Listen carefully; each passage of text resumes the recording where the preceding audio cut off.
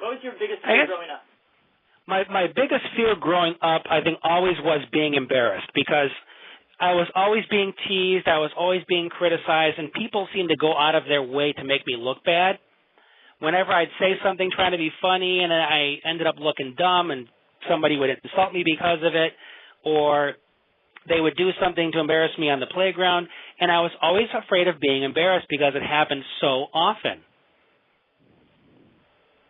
Okay.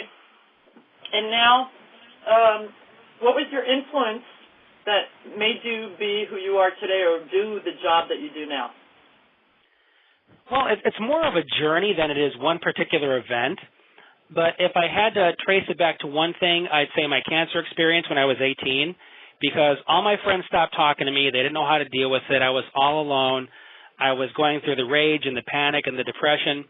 And when I was eventually cured of the cancer, I didn't know how to handle, the residual anger I was feeling. I was able to do quite a bit on my own in terms of healing, but I found a wonderful social worker who was so genuine, so compassionate, so sincere, and so wise to just really help me get through that I thought, man, what a wonderful gift to be able to give to people.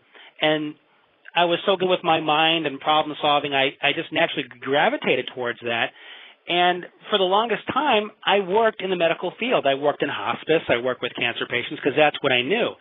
And then as soon as I learned about Zach and how the Asperger's was also a big part of my life, and many adults on the spectrum will tell you when they discover this as adults, they're literally able to go back and rewrite their entire childhood with a clarity that they've been waiting for their entire lives as to why didn't it make sense, why couldn't I make friends, why were things so difficult, why did I feel so out of place. And in being able to rewrite that and then discovering that I was able to articulate it better than most people, parents began coming to me saying, do you have an office? Do you do consulting? Do you provide services for people? So after hearing that for a good couple years, I finally said, well, I've heard it enough times, maybe I should give it a shot. And I opened up my own office, and I haven't looked back since. That's great. This person's also asking about how you deal with a person who is easily sidetracked. So he has a hard time focusing, and I know that you went over this a little bit with your answer about the school for that difficulty staying there. But this sounds like it's someone who's sitting in a room doing homework and constantly needs to be focused, reminded what he's supposed to be doing, and he has a difficult time completing assignments. So this person actually asks about medication to help with that, but also anything else that you would recommend. Well, focus is actually, there are many things behind focus. It could be something as simple as lack of interest. I mean, if a child is, let's say they're in their room and the computer's in the room with them, and they find the computer far more interesting than they find the homework, they're going to keep saying, okay, the computer's calling to them. So they're going to be gravitating towards a more preferred activity. So it could be lack of interest, motivation. Let's just say that they are very distractible by nature. That's much more of an ADD kind of thing, an attention deficit thing, where their brain just has difficulty kind of organizing itself. That would be something where a medication would be explored. And there are so many out there these days, it's really best to consult with a psychiatrist to see what would be best for your child. But typically, if a child is in need of a medication, they have trouble focusing ever. The kids that are more likely to be challenged by distractions in the environment, they're going to focus much better when it's quieter, when their sensory needs are much better met. I mean, a lot of kids on the spectrum like to read in dim lighting, and their parents say, turn the light on, you're going to hurt your eyes, when they've actually gotten the lighting to exactly what they need it to be in order to read the book. I read in dim lighting all the time, and people say, well, how can you read the page? I say, what are you kidding me? This is bright the way it is, because they just don't understand that. So you ask yourself, is the focus, is it genuine distractibility, like an ADD kind of thing, and where they're distracted all the time? Is it a lack of interest? Or maybe it's the assignment itself, because people process information differently and don't always assume that the instructions make sense to this child.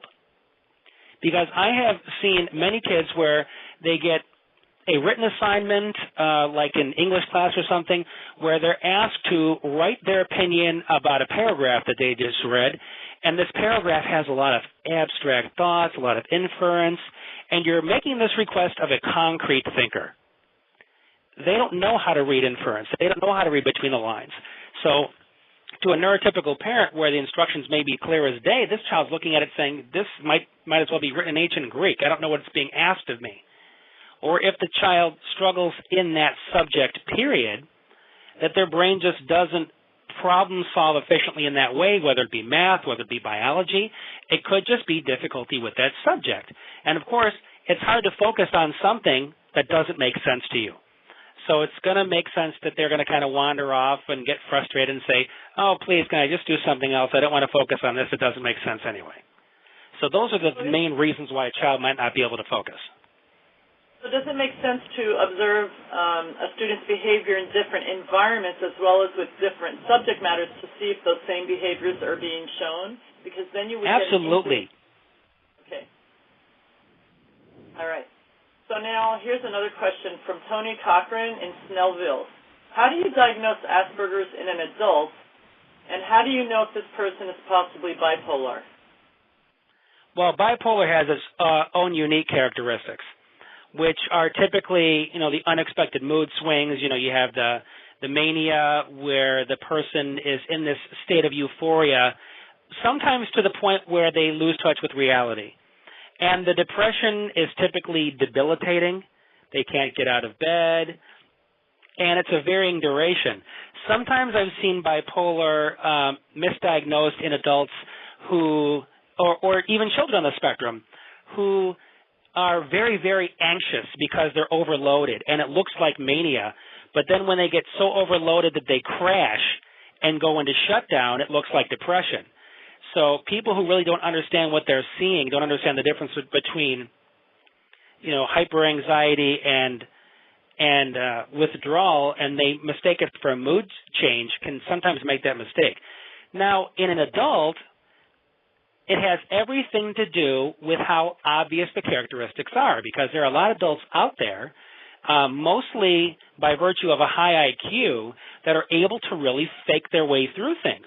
They can watch the environment and copy people and figure out, okay, this person acts this way, and they get a lot of positive attention. So I'm going to copy this person. I'm going to mimic these person's behaviors. And a lot of adults on the spectrum just learn to become very good mimics and copiers. I was constantly having the social door slammed in my face, even up until grad school, until I got sick and tired of being, brushed off, misunderstood, yelled at, told I was rude and too blunt. And then I finally just occurred to me, okay, I need to start watching what everybody else is doing and start, following the leader here. And that's when I first started making my first real friendships in college. So when it comes to an adult, a lot of what I have found is some adults come to this themselves, because you're seeing a lot more in the media now about Asperger's, and you'll find somebody who is a very quirky computer programmer or an engineer or some other profession who is watching something on the nightly news, happens to stumble across an article on the web, and one little factoid in there will just jump right out on them and say, wait a minute, that sounds familiar, and they'll go and do the research on their own, and they'll start putting the pieces together. Now, those are the ones that are kind of walking around camouflaging themselves. But in an adult, you'll see some of the more classic characteristics. You'll see somebody who is very socially anxious, someone who has, difficulty with relationships. They jump from job to job. They're easily frustrated. They give up very easily. And you'll see a general difficulty with organization. They can't seem to, keep their life together. Basically, they just seem to be someone who just never can seem to quite make it work in life. And those are the two main extremes. Now, isn't it true that in the past, many of the people that we consider now who have Asperger's may have been misdiagnosed with bipolar because in the old days, I think it was before 1994, they didn't have a diagnosis or certification, if you rather, for Asperger's. And so many people were misdiagnosed with bipolar? Oh, absolutely. Or they were misdiagnosed ADD or just depression or generalized anxiety disorder, because you can only label what you have a label for. And you have a lot of these different characteristics and features that also resemble, other things.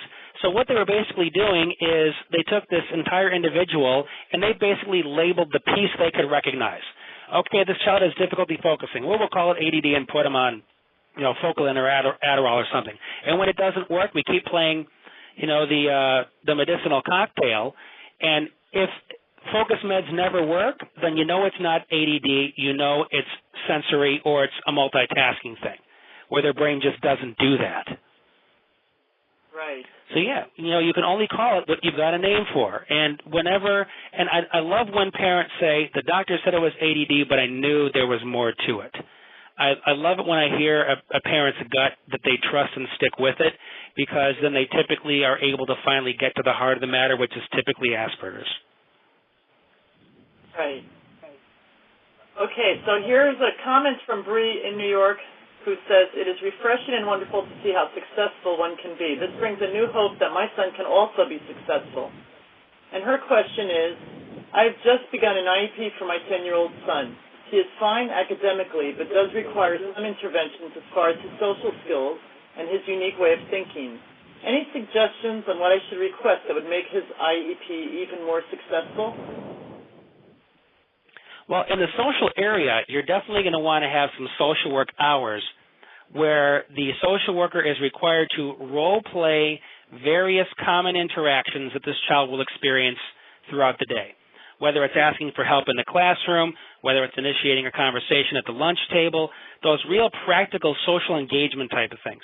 Now, one thing to be careful of is if the school thinks its only responsibility is to educate the child academically, and I see this far too often. They say, well, it's not struggling in his grades. What's the problem? Well, basically the problem is that you are not prepared for independent living and success as an adult by virtue of how well you complete a math problem. You need to be able to utilize people as a resource. And my resident IEP guru told me that a school's job is to prepare a child in three areas: for further education, for further employment, and for independent living. Well, clearly, you need to be able to socialize effectively to work in any one of those three areas. So if they say, well, academics is enough, say, you are responsible for preparing my child to live independently, for further education, or future employment, and socialization is part of that.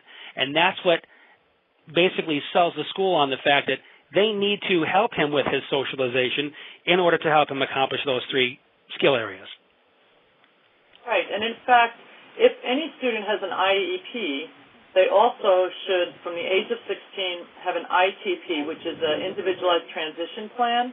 And that's right. Exactly what you're talking about, the plans that are, what are his goals for the future? What is his adult life going to look like, and what does he need to prepare for that? And that's how you can get those social skills in there and other aspects. Now, here's a point, because I speak to a lot of parents about Asperger's, even though I don't have the experience Brian does, but in terms of all the schools and transition planning, many times it's hard if you have a student with Asperger's who is trying to go through all the academics, and even though they may do extremely well with academics, how do they have the time for all those other aspects like the social skills and other areas that they may need extra help with? So I always suggest that it's really hard to graduate a student who may academically shine but then have absolutely no skills in areas that are life skills. So I always suggest to parents that if it's possible to take an extra year. And so maybe they take one less class a semester, but they have the time to do those kinds of social skills. Do you have any ideas about that, Brian? Well, social skills is something just that occurs by virtue of being around people, and that happens all the time. It's just a matter of spotting those opportunities. In essence, when you understand what the child wants to accomplish themselves, a child will say, well, I want to make friends. Well, tell me more about that. What kind of friends do you want? Who do you want to make friends with? And then when they know specifically what they want, then you help them create the specific strategy for doing that. Because you can't just tell them to do social skills because that's what everybody does. Right. Because when you talk to people on the spectrum, why am I supposed to say good morning when I see somebody? Why am I supposed to shake their hand? It doesn't make sense. Well, because that's what people are used to. You give them a lot of garbage reasons to do something when you haven't first discovered what motivates them to want to connect with somebody else. What outcome do they want? So once you figure out what their goal is, then you can help them find the steps that will help them accomplish their goal. Because they're not just going to do it because you want them to do it. Then it just becomes criticism and it becomes frustrating because you keep telling them, well, you need to make better eye contact and you need to say hi to people when they say hi to you. The more it's coming from you in terms of what they ought to do, the more it sounds like a criticism, and it doesn't help build them up. But when it comes from something they want to accomplish, then it sounds more like encouragement because you're helping them accomplish a goal they have. So find out what they want to accomplish socially and help them with that. Right. I was focusing on the fact that there wasn't always enough time in the school day because even though it sounds like, it's something you should be learning as you go along, when you look at a schedule someone has in school, it's not always easy to fit those kinds of things in, which are basically the most important things. Well, let me give you the easiest one. This is the easiest social initiation in the planet. You give the child the assignment that while they're walking through their school day to say hi to 5 people. Okay. That's it. You're not asking them to have a conversation. You're asking them to say hi to 5 people. And if they are concerned about, but what if the person says hi back and want to have a conversation, then guess what? You say hi while you're walking past them. Then that eliminates the possibility of a conversation. But at least allows them to build the confidence of initiating, of reaching out, of engaging somebody else. Social skills can be learned in little tiny steps. It doesn't have to be very complex. That's how you can do it each and every day very simply and reinforce those basic skills, and you don't have to put a whole lot of thought into it or set aside separate time like a social skills group. You can practice those little bitty things throughout the entire day. Good point. I'm glad that I asked the question because you gave us really good information there. Okay, here's a question from Dana Hawkins in Upper Marlboro. My child absolutely hates school. How can I help him enjoy school? Well, you got to find out what he doesn't like about it. I mean, if somebody hates eating asparagus, are you going to try and talk him into how good it tastes? I mean, if he doesn't like it, he doesn't like it, but we need to know why. At the very basic level, it's quite possible that he just knows that he doesn't get it. He feels like the odd man out. He sees everybody else getting along and figuring it out and catching on quickly and knowing what they're doing, and he's sitting there asking himself, what the heck is going on here? So it could just be a very disorienting place. It can be frustrating because of the academic material. It could be frustrating because he needs help and doesn't know how to ask for it. So it's important to really identify what doesn't work for him. And then you go about as much as possible trying to find some accommodations or some middle ground to help him overcome whatever frustrations he is experiencing. This is kind of a question that I think is sort of related. It's from Abigail in Hot Springs, Arkansas. What suggestions do you have for a child who seems to have no motivation to attend school, participate in school activities, and classroom work? Well, it's quite possible that the lack of motivation is also an extreme motivation to not look bad. Because my guess is this child also has a perfectionistic streak, and they don't want to do anything if they're not guaranteed they're going to get it right the first time. So they just don't want to extend themselves. They don't want to take the risk and look bad, so they just opt out. Okay. Gosh, so many people have questions here. I'm trying to find the ones that I should ask you. Here we go. From Deanna in Tampa, Florida. Do you have tips in dealing with anger and aggression with children with AS? So anger and aggression. Well, again, everything is reflective of something else. Anger just doesn't happen in a vacuum. It's a reaction. And sometimes anger is actually fear. A child is panicking and they react in a self-protective way, and it looks like anger. Aggression is the same thing. The child has perceived a threat to themselves and they are responding accordingly. So again, you need to discover what is the threat. What does this child perceive as being dangerous?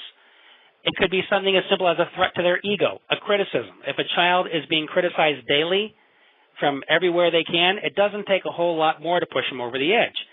And so one person will come along and say something, and this kid lashes out, and they think, oh, you're overreacting to this one thing. No, the child is reacting to a whole day's worth of criticism, and they finally had enough.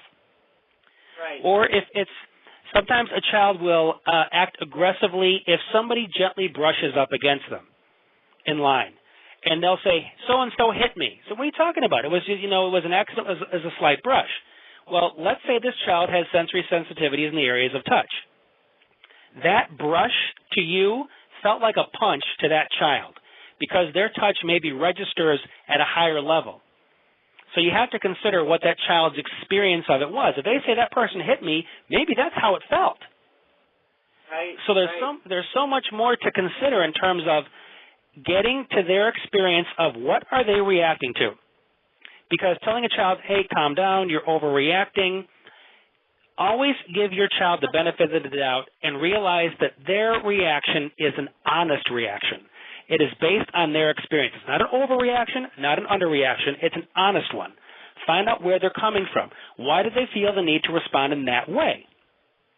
And once you can figure out what their experience it is and realize there's probably a disconnect between the way they experience it and the way you experience it, then you can educate them more on why they experience things this way, why maybe it's important to check in to make sure they experienced it the way it was intended. Because a lot of the kids that I work with, they respond aggressively and negatively until they realize, wait a minute, you mean that everybody doesn't experience it that way? Or maybe there is a different way to take it, and I can actually ask for clarification to make sure the person actually, maybe they didn't mean to insult me, maybe I just took it wrong. And again, a lot of those verbalization, social skill challenges that prevent them or make it difficult to get the information they need to make an informed judgment before they react. Right. What do you think about fright and flight patterns? Temple Grandin often talks about that in people with autism. You mean the fight or flight response? Yes. That's basically, the brain's alert system, the survival mechanism, where when in the presence of danger, it goes back to the caveman days when, people were confronted by saber-toothed tigers, and their instincts prepare them to do one of two things for survival, to fight for survival or to flee, which is take off. Well, if you have a spectrum child that is very reactive, they respond to their environment, they respond from that very primal place. They either want to fight or they want to flee. And the way that demonstrates itself, the fight is aggression and the flee is shutdown. Kids that totally withdraw from a situation. They're in flight mode because that's the only way they can think of to protect themselves. Okay, that makes sense. Here's a question from Desiree. Do you have any recommendations in handling severe echolalia in children? My son is constantly repeating TV shows, commercials, and so forth. He will even talk to himself or repeat lines of a show at the most inappropriate times. Well, echolalia, in my understanding, is typically when they're repeating it at the time it's being said to them.